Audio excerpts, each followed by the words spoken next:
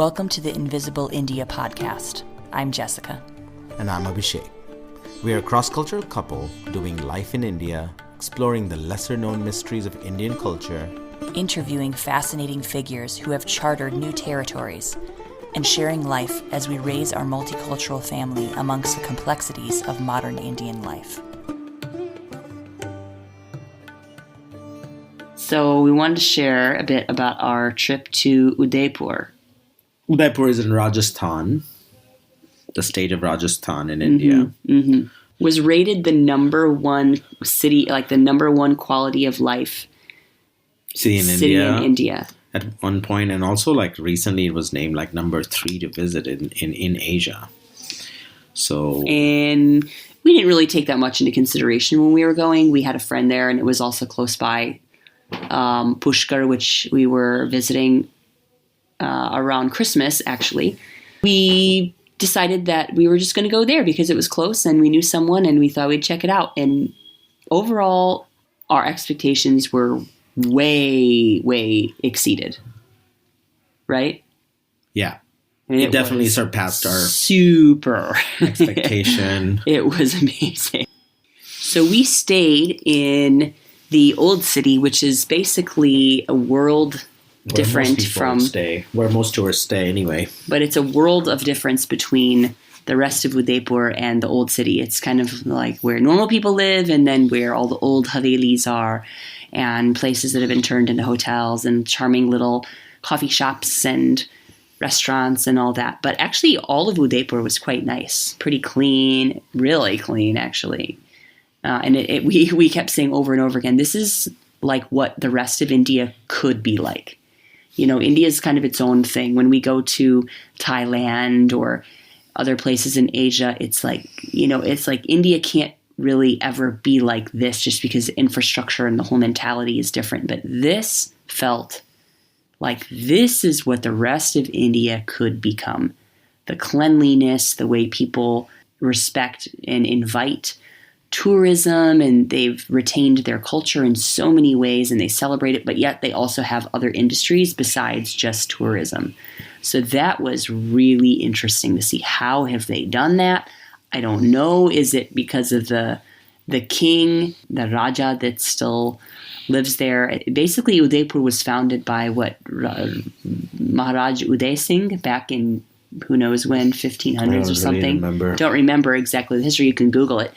But basically, there have been 21 generations of monarchs that have served in Udaipur. And obviously, India is a democracy and has been for a while. There's a current living king there who lives in the city palace. And the family's done a ton for the city, just establishing nonprofit organizations and donated part of their palace to become a city museum where people can go and learn about the history and the culture and see amazing stuff. It was really nice.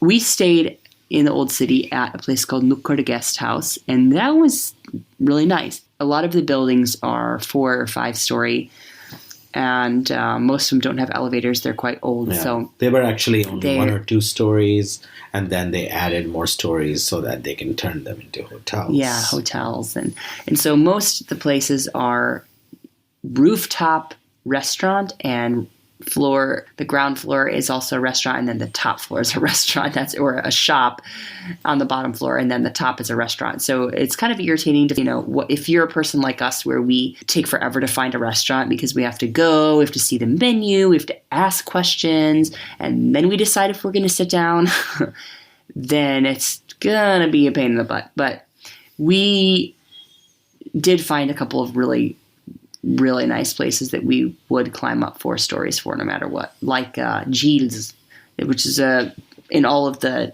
travel blogs and on all the apps, and is highly rated. It's probably the best well-maintained place. Super well-maintained. Really nice, great view, super good food every single time, no problems. And that's all the way up on the 4th floor. That it was totally worth it. They also have downstairs seating though. Yeah. But it's smaller. It's basically for a couple. But with family or with a larger group of friends, it may not work out. to sit on the bottom. Yeah, it's hard to find a spot. There's also nearby Jeel. There are other places. There's one place called Boho, something like that. That was okay. Yeah, that was pretty okay. Basically all along the water there. So Udaipur is made up of this lake, and then there are several different hotels. The Taj Hotel in the middle of the lake, and that's not accessible to tourists. Yeah, Udaipur is a home for a lot of expensive hotels. Super beautiful, though. Super expensive hotels. Like there are 5 that we could just see from where we were at that are really expensive. They're some of the most expensive hotels in India or in the world. Then there are lots of guest houses and medium-sized or cheaper guest houses that range from $30 to $60 a night. So there are lots of those. The feel is a little bit different. There are more choices in Udaipur than in Pushkar. They're very charming. Not as religious as Pushkar is much more just Udaipur is not views. As religious, yeah. It was the tourism and the views really is what you're getting. And the food choices, the fact that it's well organized too. You can walk across the bridge and go and check out. Everything's in, 1 or 2 lines of roads. One thing that we realized, though, is because there's so many autos and scooters going up and down the roads, and it's quite condensed, is that there was actually pretty bad pollution when you're walking up and down the street. So we broke out our masks, and we had one of our kids in the stroller, which is the exhaust was going right in his face from all the autos. And so we realized if we're going to be going out of the house and walking on that road, we have to have a mask. Pretty much in any old city in India, like may that be in Delhi, may that be in Mumbai, you need masks because the buildings, the streets are so narrow that buildings will contain the pollution inside. We just happened to be in Udaipur over New Year's, which was awesome. I don't really think we had planned much. We just kind of showed up and we didn't know what the situation was going to be like. If it's a party city, if it was really quiet, if it was going to be very dull, if it was going to be fantastic. We had no idea. So we had gone to a couple of restaurants the nights before and gotten a feel for the place and just looked around what flyers were. There were parties going on at different hostels or hotels, and some places were charging a ridiculous cover and some places were charging a much less cover and some places weren't charging a cover. So you could kind of get a feel for the crowd that was going to be there. And we didn't know our kids are going to fall asleep at 9 or at 1. We had no idea. So we played it by ear. It was kind of funny. We wanted to go to this one hostel, the Mustache Hostel, which looked totally happening and fun. They had a bar up there. They had a dance floor. But we went at, 9 o'clock, and there was nobody there. It was a little awkward. We're like, okay, well, we're not going to pay a cover to go stand around by ourselves when our kids are probably going to fall asleep anyway. So we went to this one restaurant. It was called Harigad, and it was across where we were staying, across the other side of the lake. It was absolutely gorgeous. It had a garden inside the hotel. It was beautiful. We sat in a little flat table with cushions, and it was kind of funny though because right along the where the table was, where we were sitting on the ground area, there was pretty much no border against the lake. So I said to Abhishek, I wonder how many phones people lose here every week. And we asked, and the guy said, oh, you wouldn't believe how many phones. Probably twice a week people drop their phone in the water at this restaurant because it was not well blocked. So after the Harigad restaurant, they had a little dance floor set up. We danced for a couple of minutes and then our kids started freaking out because it was about 10 p.m. So put them in the stroller and walked back to our hotel and put them in the bed. And then we went up on the rooftop to check it out of Nukkad Guest House. And from there, you could see everything that was going on. There were fireworks. There were like discos going on all the rooftops. And it was hopping. And so we felt like we had a good experience because we were hanging out and seeing the fireworks.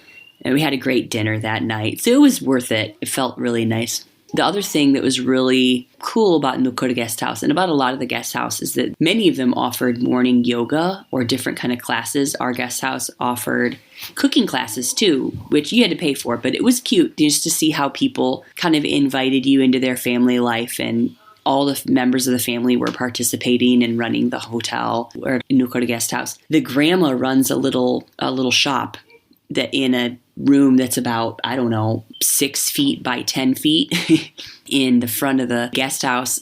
And to the unobserving eye, you wouldn't even know it's part of the hotel, but she sits there every morning and she runs that. That's her job. Her son and daughter-in-law run the thing, and the grandson and grandson's wife and her granddaughter, they all live there together in a typical joint family situation, and they all have their part. The granddaughter, so I guess like the daughter of the main guy that's running, she did yoga classes every morning. I convinced our 4-year-old to go up with me and do yoga since he's a real active type of kid. So we went and we did that, and that was really nice just to be up there over the lake, to be able to hear the birds chirp and watch the sunrise and over the lake and enjoy some traditional, simple yoga. This isn't your Lululemon yoga pants type of yoga. This is the gentle stretching, breathing that more traditional, widespread, popular yoga in India is. It's not people doing these really difficult poses. This is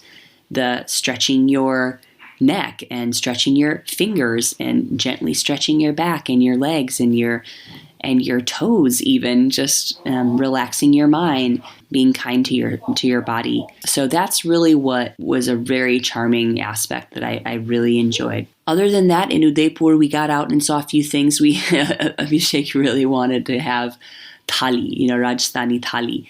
And so we went all the way across town to Padam Thali, which is the best thali place in the city. It was only like 200 rupees, I think. It was brilliant how they had capitalized on home hospitality as far as their marketing strategy, or as far as the feel that you get when you go in. So you sit there and they have a huge thali, this plate with like 10 different little katoris, little cups with the veggies and dal and all that inside. They really just were like, oh, take more, aur lijiye, ek aur roti, bas, itna hi khayenge. They were really trying to urge you to eat more, which didn't feel like a restaurant at all. It felt really sweet. And the quality of the food was quite good. Everything was fresh and delicious. So we enjoyed that a lot. It was definitely worth getting out of the tourist area just to go have thali. We tried to get Korean food. Most of that was in the touristy part. We couldn't find that really. It wasn't like the heavy tourist season as much, so a lot of the Korean food was unavailable, which was super disappointing because I was looking forward to that. We loved Udaipur. I think that we'll definitely be back. One of the things that I think makes it successful is just that there was a sense of pride of what it meant to be living in Udaipur. And every morning when we were doing yoga on the roof, I noticed there was a song that was being played from the loudspeakers. I don't know if it was a rickshaw that was driving around or an auto or something. I don't know. It was basically saying, our dream is to have a clean Udaipur, ये सबका सपना है, साफ सुथरा उदयपुर सबका सपना है, शान बढ़ाना उदयपुर का, ऐसे कुछ. They were saying something like, it's our dream to have a clean Udaipur, and it's our dream to uphold the reputation of our great city, and something like that. So it was really nice, and I was just thinking about, again, how can the rest of India adopt some of these things, and I think it's possible. That's the thing that was so encouraging and cool about visiting Udaipur, is that comparing to development of other countries nearby, it's like, man, this could never happen in India, or even in the West. It's like some of the things are so far-fetched. Like, you can never implement this in India. But a lot of the things that they've done, you can. I think that this can be implemented in other parts of India. The cleanliness, the organization, the way that they respect the culture. And the other really cool thing that we loved was there was this show that they put on at Bagorekihaveli, and it was a cultural dance and song show. And I think so many people have seen it. Everyone that I've talk to that's been there is like, oh yeah, we saw that and it was amazing. And they have some Rajasthani dance and song. And of course, the highlight of the show is this 72-year-old woman who balances all of these gamlas, which are these, water fetching pots on her head and does this dancing in really graceful and incredible way that she does it. She's like stepping on pieces of glass at one point, and she's puts her feet in a plate and starts to walk around on a plate, and then she climbs the stairs and she's going with these and at one point I think she had 11 pots on her head. I mean, it's stunning to see. And that I'm sure everyone freaks out about when you go and watch the show. I mean, my mouth was actually hanging open when I was watching her. I was that shocked and astounded at how cool it was. And so this felt a bit different from the Banjara type of folks who are out in the desert playing the music and what. It was the same thing, but it felt like this was a more dignified, I guess it was a more organized and commercialized form of representing the arts. But I think probably because these people are paid well. I guess that might be the only difference. We were really there just to observe and appreciate. And they did have some like Rajasthani puppets and things for sale. But I don't know, this was something this is a dying art and nobody does this kind of stuff anymore. They had the Ghumar dance, which has become really popular now from the movie Padmavat, which came out last year in 2017. 2 years ago now, it's 2019. Other than that, a lot of this stuff people don't really know about, and nobody's going into these fields anymore of learning how to do these dances. So it was beautiful. It was really beautiful to see and to enjoy this. Udaipur was super, super high on it's high up on my recommendation list for visiting places. Whether you're in India, whether you're coming to India from somewhere else, there's so much to see. There's boat rides, there's delicious cafes, there's cultural programs, there's stuff to buy, it's easy to get to, there's an airport there. I mean, it's just fantastic. So high up on our recommendation list. We'll definitely be back, and I hope that you all can visit there too. Leave comments if there's anything that we missed. If you've stayed there and you have other recommendations that you want to add on to our list, if you disagree with anything that we said, feel free to leave your comments